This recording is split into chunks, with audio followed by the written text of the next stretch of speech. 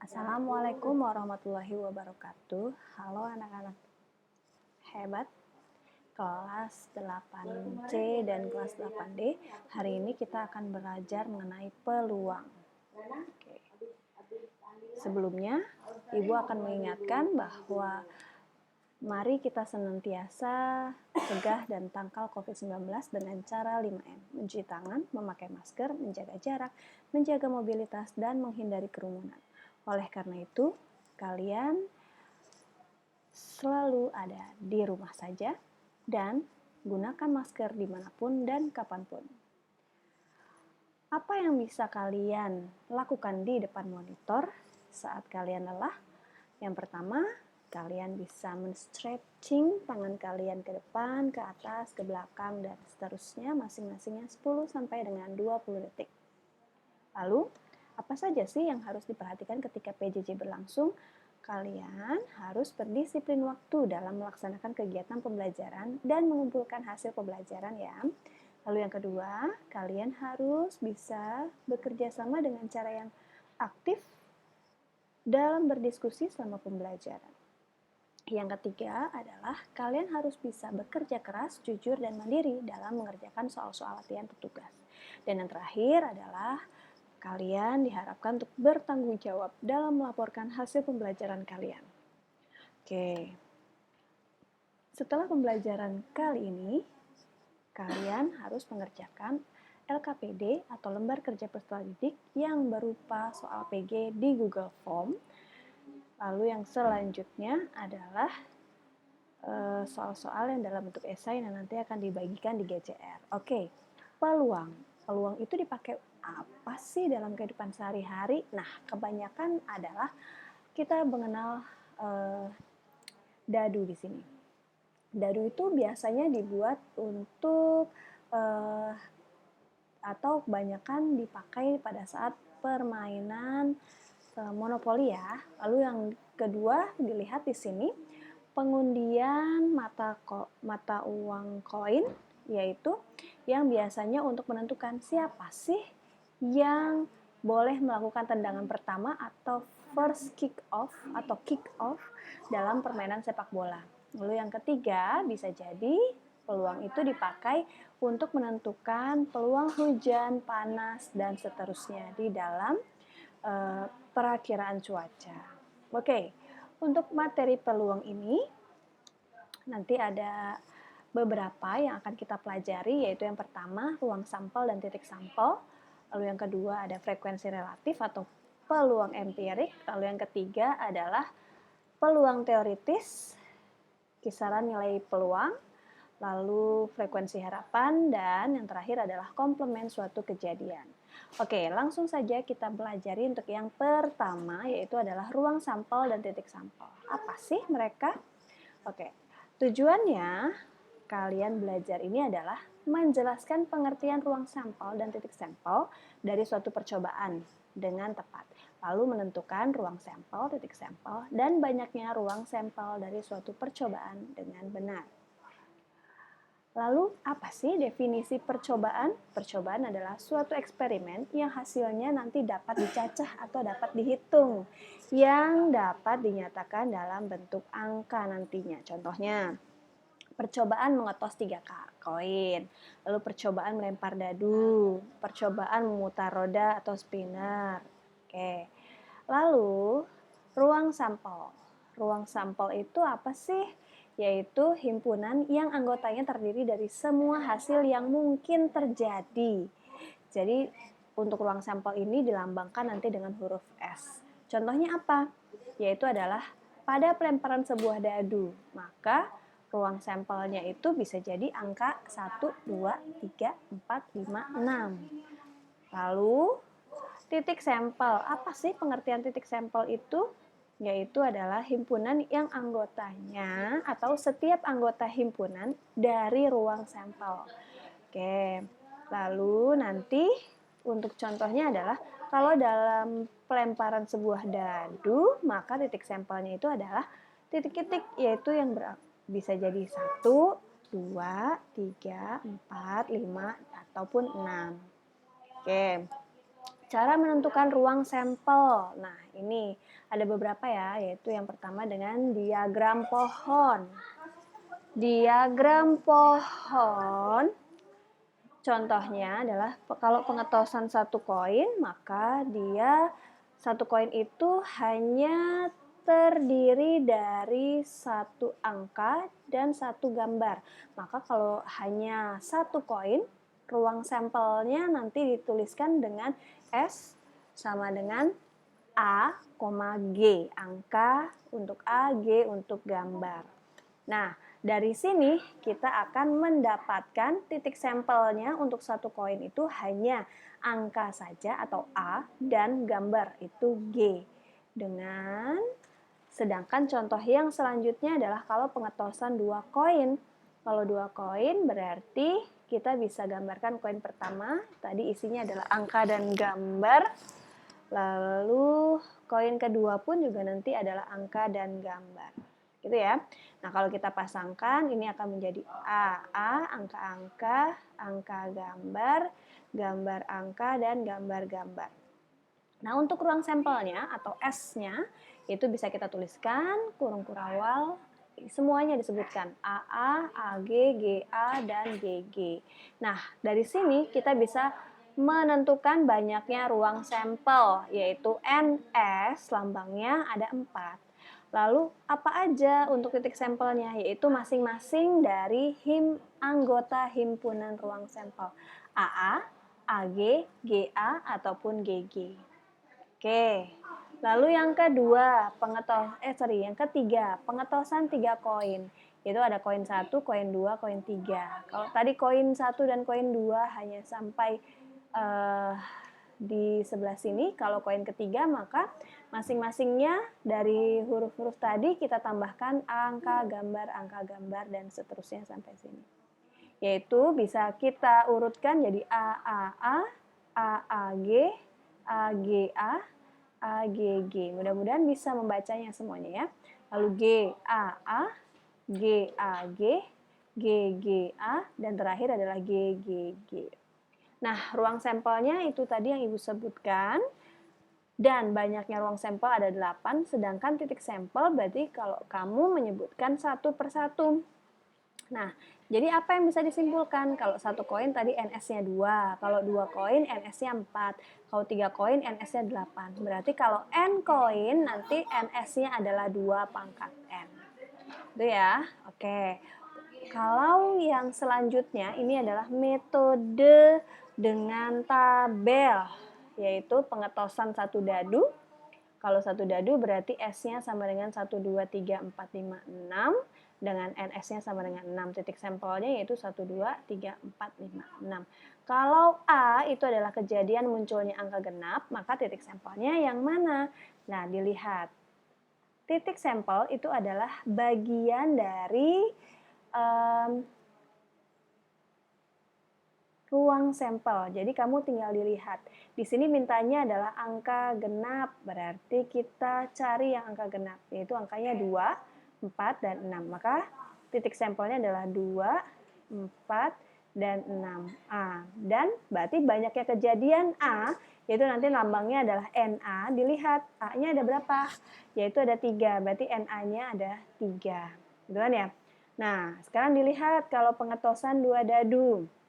Jadi dia ada dadu 1 sama dadu 2. Ini boleh nggak Bu kebalik? Boleh, nanti hasilnya sama aja untuk urutannya. Nah, kalau kalian lihat di sini kalau ada 2 dadu, maka nanti NS-nya ada 36. Dadu pertama ada 6, nanti dipasangkan dengan dadu kedua. Totalnya ada 36. Jika B adalah kejadian jumlah 2 dadunya sama dengan 4, maka titik sampelnya yang mana aja? Nah, kita cari. Mana yang hasilnya kalau dijumlahkan sama dengan 4? Ya, betul. 3 sama 1. Terus mana lagi? Ya, 2,2. Dan yang terakhir adalah 1,3. Nah, titik sampelnya berarti adalah 3,1, 2,2, dan 1,3. Berapa banyak kejadian B ini? Hanya ada 3. Oke. Lalu yang selanjutnya kita akan coba menyimpulkan bagaimana cara menentukan banyaknya ruang sampel kalau dalam percobaan dadu. Kok tadi satu dadu adalah NS-nya 6, kalau dua dadu berarti NS-nya 36. 6 ke 36 berarti 6 dipangkatkan sesuatu. Jadi kalau ada N dadu maka NS-nya sama dengan 6 pangkat N.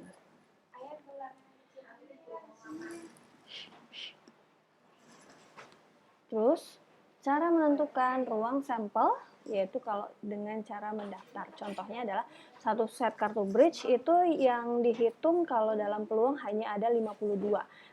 Joker tidak pernah dihitung dalam satu set kartu bridge dalam peluang. Nah, kalau kamu lihat di sini kartu bridge itu ada dua warna, ada yang warna hitam dan ada juga yang warna merah. Kalau yang warna hitam itu terdiri dari mungkin Ibu nyebutnya scope atau spade ya. Scope atau spade. Ya, ini kalau dalam bahasa Indonesia-nya scope atau kalau dalam bahasa Inggrisnya mungkin spade kali ya. Nah, terus ada juga yang diamond atau ubin gitu ya. Ini kalau di bahasa Indonesianya. Lalu ini adalah bagian keriting, biasanya kalau Ibu nyebutnya keriting, dan yang terakhir ini adalah yang bentuknya seperti love. Nah, nanti kamu ditanyain, kan kalau berdasarkan warna hanya ada dua, yaitu warna hitam sama merah.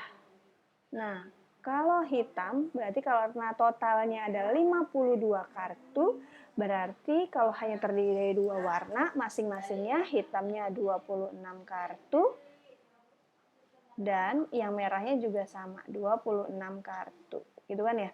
Nah, kalau dilihat dari bentuknya, coba lihat. Karena bentuknya ada 4, maka masing-masingnya tinggal 52 bagi 4. Kalau dari bentuk, ini berarti nanti masing-masingnya sekop, itu ada 13 ya. Lalu diamond itu juga ada 13. Lalu ada keriting. Ini ada berapa? 13 juga. Dan yang terakhir ada love. Ini juga ada sekitar 13. Gitu kan ya? Nah, itu kalau dengan cara mendaftar ya, jadi didaftarin aja duanya, angka tiganya ada berapa, dan seterusnya. Oke, nah sekarang cara menentukan ruang sampel kalau percobaannya majemuk. Maksudnya majemuk itu misalkan nih ada sebuah koin sama sebuah dadu, nah itu kan dua hal yang berbeda, makanya disebutnya adalah percobaan majemuk. Nah, di sini pengetosan sebuah koin, satu koin itu hanya terdiri dari dua ruang sampelnya, dan sebuah dadu itu ruang sampelnya adalah 6. Maka kalau mereka ditoskan bareng, maka nanti terjadi pemasangan seperti ini, yaitu 1A, 2A, 3A, dan seterusnya. Begitupun juga dengan G. Yaitu kalau kamu hitung di sini secara tabel ya, NS-nya itu ada 8. Nah, terus kalau contoh yang selanjutnya, kalau misalkan kalian memasangkan pemain ganda di bulu tangkis, yang putra ada 2 doang, yang putri ada 3, berarti banyaknya cara memasangkan, berarti bisa jadi Dian Andi, Dina Andi, Desi Andi, ataupun Dian Beni, Dina Beni, dan satu lagi Desi Beni. Ternyata kalau ada 2 putra dan 3 putri, banyaknya ruang sampel atau pemasangannya ada 6. Nah, kalian pun bisa menyimpulkan bahwa kalau menentukan ruang sampel percobaan majemuk itu, kalau kejadian pertama itu dengan cara M titik sampel dan percobaan kedua itu ada N titik sampel, maka kedua percobaan tersebut kalau dilakukan bersama-sama maka banyaknya titik sampelnya menjadi M kali N. Nah, 8 ini dapat tadi dari 2, kok ini 8 ya? 12, maaf. Jadi ini 2 dikali dengan 6, kalau yang bawah 6 itu adalah 2 kali 3, dan seterusnya. Gitu ya. Oke, yang selanjutnya ini adalah subbab yang kedua, frekuensi relatif atau nama lainnya nanti disebut dengan peluang empirik. Oke, tujuan pembelajarannya pasti kalian diminta untuk dapat menjelaskan pengertian frekuensi relatif atau peluang empirik itu sendiri. Lalu yang kedua, menentukan nilai peluang empirik dengan benar. Apa sih peluang empirik? Peluang empirik itu adalah frekuensi relatif, di mana percobaan dilakukan dengan pengulangan yang sangat banyak, atau nanti N-nya adalah nilainya sangat besar. Terus, apa itu frekuensi relatif? Frekuensi relatif itu adalah perbandingan frekuensi kejadian terhadap banyaknya percobaan yang dilakukan. Nah, jadi kalau kita bisa simpulkan dalam bentuk matematikanya, peluang empirik kejadian K itu adalah frekuensi kejadian K dibagi dengan banyaknya percobaan N. Ya, kita bahas contohnya ya. Nah, contohnya di sini ada 6 siswa, Andi, Beni, Citra, Dani, Eni, dan Fani melakukan katanya percobaan mengetos melempar sebuah dadu bersisi 6. Percobaan dilakukan sebanyak 100 kali. Nah, hasil percobaannya disajikan ke dalam bentuk tabel seperti ini. Nah, Andi mengamati munculnya angka 1, Beni mengamati munculnya dadu 2, Citra mengamati munculnya dadu bermata 3, Dani mengamati mata dadu 4, Eni mengamati mata dadu 5, dan Fani mengamati mata dadu 6. Nah, ternyata Andi dari sana menyatakan bahwa dia melihat angka 1 keluar dari 100 kali percobaan hanya ada 18. Nah, maka perbandingan antara F terhadap N-nya, frekuensi terhadap banyaknya percobaan, di sini bisa ditulis yaitu jadi 18/100. Begitu juga dengan Beni. Beni melihat angka 2 munculnya hanya sekitar 15, berarti nanti frekuensi relatifnya menjadi 15/100. Begitu juga yang ada di bawahnya ya, yaitu frekuensinya 19/100, Dani 18/100, Eni 14/100, dan yang terakhir Fani 16/100. Nah, ini adalah frekuensi relatifnya. Terus yang B diminta tentukan peluang empiris muncul mata dadu kurang dari 3. Kurang dari 3 itu angka berapa aja? Yaitu 1 dan 2. Nah, sekarang kalian bisa lihat peluang empiris itu tadi nama lainnya adalah mendekati dengan frekuensi relatifnya. Nah, sekarang dilihat 1 dan 2. Jumlahnya berapa nih? Yaitu yang kurang dari 3 adalah angka 1 dan 2. 18/100 dan 15/100, yaitu munculnya mata dadu kurang dari 3. Nanti peluang empiriknya adalah 33/100 gitu. Oke, mudah-mudahan bisa dipahami ya. Oke, lanjut lagi. Kesimpulannya apa sih yang sudah kalian dapatkan hari ini? Oke, berarti cara mencari NS ya. NS di situ tadi ada beberapa, yaitu kalau koin berarti nanti dia jadi 2 pangkat N, dengan N itu banyaknya koin. Lalu dadu itu juga nanti ada 6 pangkat N. Lalu ada juga tadi adalah percobaan majemuk. Kalau percobaan majemuk tadi adalah banyaknya percobaan titik sampel M dikali banyaknya titik sampel N. Nah, ini adalah banyaknya ruang sampel. Terus tadi apa juga? Oke, frekuensi relatif atau peluang empirik. Oke, kalau peluang empirik tadi katanya adalah perbandingan frekuensi dibagi banyaknya percobaan. Nah, ini adalah yang bisa kita pelajari hari ini. Tapi sebelum Ibu tutup, kita bahas beberapa contoh sedikit lagi ya.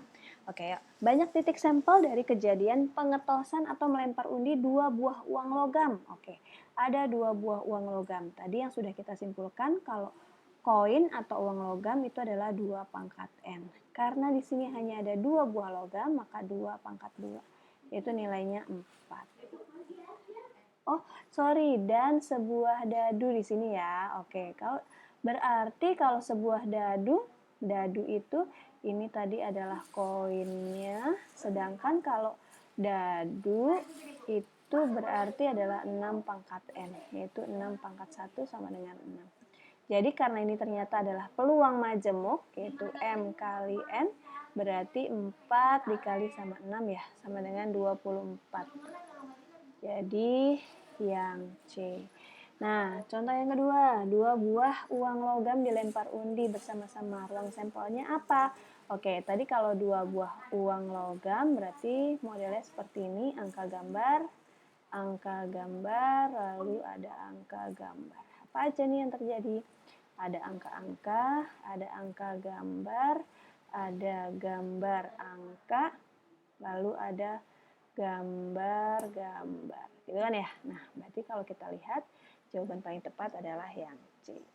Contoh lagi, yaitu adalah misalkan ada 2 uang logam ditos secara bersamaan sebanyak 200 kali. Berarti ini N-nya ya. Ini N-nya, 200 kali. Dalam percobaan tersebut, 30 kali muncul kedua permukaannya adalah angka. Oke. Terus, dan 80 kali muncul kedua permukaannya adalah gambar. Berarti di sini keduanya muncul angka, berarti yang AA ini adanya adalah 30 kali, sedangkan yang keduanya permukaannya adalah gambar atau GG itu adalah 80 kali. Nah, yang diminta adalah frekuensi relatif munculnya kedua permukaan uang logam yang berbeda. Karena di sini adalah 2 logam. Gini ya, maka kita bisa buat tabelnya. Tadi kalau 2 logam modelnya titik sampelnya adalah AA, di sini adalah AG, lalu GA, dan satu lagi adalah GG. Nah, tadi udah dikasih tahu frekuensinya untuk AA adalah 30 dan untuk GG adalah 80. Nah, dari total itu frekuensinya tadi atau banyaknya N itu harus 200. Maka kalian bisa cari 2 frekuensi relatif kedua permukaannya yang berbeda. Jadi permukaan yang berbeda,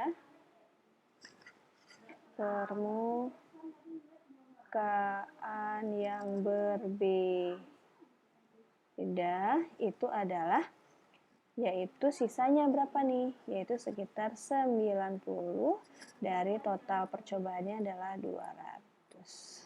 Oke, sederhana kan? Sama-sama bagi 10. 9/20. Oke, jadi jawabannya adalah yang B.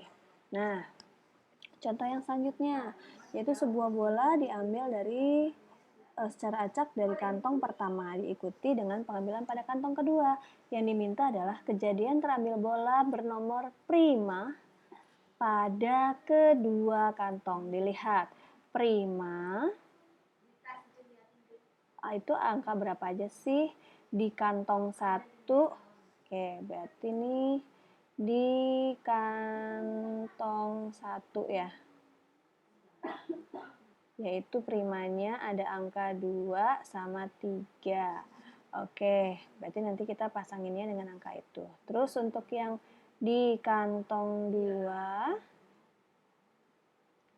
kalau di kantong 2 ternyata kita punya angka primanya yaitu adalah angka 2, 3, dan 5. Ya, berarti kita pasangkan berarti 2, 3. Nah, lihat. Ini adalah yang kantong 1. Sekarang kantong keduanya itu ada angkanya 2, 3, 5. Begitu juga dengan yang bawah ya. Pasangkan dengan 2, 3, 5. Maka dapatlah yaitu pasangan 2,2, 2,3, 2,5, lalu ada 3,2, 3,3, dan yang terakhir adalah 3,5. Nah, berarti sekarang dilihat mana jawabannya. 22, kalau 11 iya enggak? 11 itu enggak. Oke, 11 itu enggak prima ya. 23, 25, 22-nya belum ya, nggak ada ya. 22. Nah, oke. Yang paling tepat di sini menurut Ibu tidak ada yang paling tepat dari antara jawaban A dan B, maka Ibu akan membuat jawaban E, yaitu 2,2, 2,3, lalu 2,5, 3,2, 3,3, dan yang terakhir adalah 3,5. Gitu ya. Oke, nah itu adalah contoh yang keempat. Contoh yang kelima, 2 buah dadu dilambungkan bersama-sama 1 kali. Oke, 2 dadu ya. Jika A munculnya dadu berjumlah 9 atau lebih, oke, berarti di situ kan yang ditanyakan adalah jumlah 2 dadu lebih dari 9. Oke, berarti angka berapa aja tuh yang lebih dari 9? Yaitu adalah jumlah 10, 2 mata dadunya, lalu ada juga jumlah 11, dan ada juga yaitu jumlah 12 ya. Oke. Untuk yang 10, apa aja yang memenuhi? Yaitu penjumlahan antara angka 4 sama 6. Ada lagi, yaitu jumlah antara angka 5 dan angka 5. Lalu ada lagi penjumlahan antara angka 6 dengan 4. Oke, Bu, ini 4 sama 6, 4 kok berbeda? Ya, berbeda karena di sini adalah dadu 1, dadu 2, sedangkan kalau di sini dadu 1, dadu 2. Nah, kalau yang jumlahnya 11 berapa aja? Yaitu adalah 5,6 ataupun sebaliknya, yaitu 6,5. Nah, sedangkan yang jumlahnya 12, angka berapa aja? Yaitu hanya ada satu angka, yaitu 6,6. Nah, dari sini banyaknya kejadian A kita bisa hitung 1, 2, 3, 4, 5, 6. Nah, oh ya, sorry, berjumlah 9 atau lebih. Oke, satu lagi berarti yang jumlahnya 9. Oke, mohon maaf ya. Yang jumlahnya 9. Yang jumlahnya 9, angkanya berapa aja? Boleh dari 3,6, bisa jadi 4,5, bisa jadi 5,4, bisa jadi adalah 6,3. Oke, jadi kalau kita hitung ternyata ada 10 banyaknya ruang sampelnya. Oke, mudah-mudahan bisa dipahami ya beberapa contoh yang di atas tadi. Nah, kita coba lanjut ke contoh peluang empiris. Nah, di sini dikasih tahu hasil eksperimennya seperti ini. Peluang empiris munculnya mata dadu 5. Nah, berarti kita lihat mata dadunya 5. Ada berapa nih frekuensinya? 6, banyaknya frekuensi dibagi sama banyaknya kejadian atau banyaknya percobaan. Sekarang dilihat, ditambahin N-nya. N-nya di sini adalah 7 tambah 5, berarti ini tambah lagi sama 8, tambah lagi sama 10, tambah lagi sama 6, tambah lagi sama 4. 12, 20, 30, 40. Berarti 6/40. Ada nggak jawabannya? Kalau nggak ada, disederhanakan. 3/20. Jadi yang D. Nah, lanjutnya kita boleh tuliskan nih ke dalam bentuk tabel, boleh. Nah, sekarang dilihat. Lempeng bernomor 1 sampai dengan 5 di samping diputar sebanyak 150 kali. Berarti ini N-nya. Frekuensi jarum menunjukkan angka bernomor 1, 2, 3, 4, 5 masing-masingnya adalah. Nah, berarti di sini kita bisa tuliskan nomor juringnya yaitu 1, 2, 3, 4, dan 5. Berapa frekuensi masing-masing? 1 itu adalah 28, 2 itu adalah 31, 3 itu adalah 30, 4 itu adalah 29, dan 5 itu adalah 32. Nah, yang diminta adalah peluang empiris jarum menunjukkan jaring bernomor ganjil. Nah, dari sana angka ganjil tuh angka berapa aja? Oke, angka ganjil itu adalah angka 1, 3, dan 5. Maka kita cari frekuensi dari angka tersebut, yaitu banyaknya frekuensi dibagi sama banyaknya percobaan berarti adalah 28 ditambah untuk yang angka 3 ini terjadi sebanyak 30 kali ditambah untuk yang terakhir di sini adalah yang berangka 5 yaitu ada 32 dibagi dengan 150. Oke, ini maka kalau kita jumlahkan menjadi berapa tuh? 50, 60, 90 ya. 90 per 150. Nolnya kita sederhanakan, sama-sama bagi berapa? Bagi 3. Berarti jadi 3 per 5. Jadi jawabannya adalah yang A. Oke. Nah, itu adalah untuk pertemuan hari ini. Untuk tugasnya silakan kalian kerjakan di link berikut dan Google Form akan Ibu tutup pada pukul 13.30. Mudah-mudahan kalian bisa mengerjakannya dengan mandiri dan jujur. Lalu untuk minggu depan kita akan pelajari tentang peluang teoritis dan seterusnya. Oke, mungkin itu saja yang cukup bisa Ibu sampaikan untuk pertemuan hari ini. Ibu ucapkan terima kasih dan selamat belajar untuk kalian.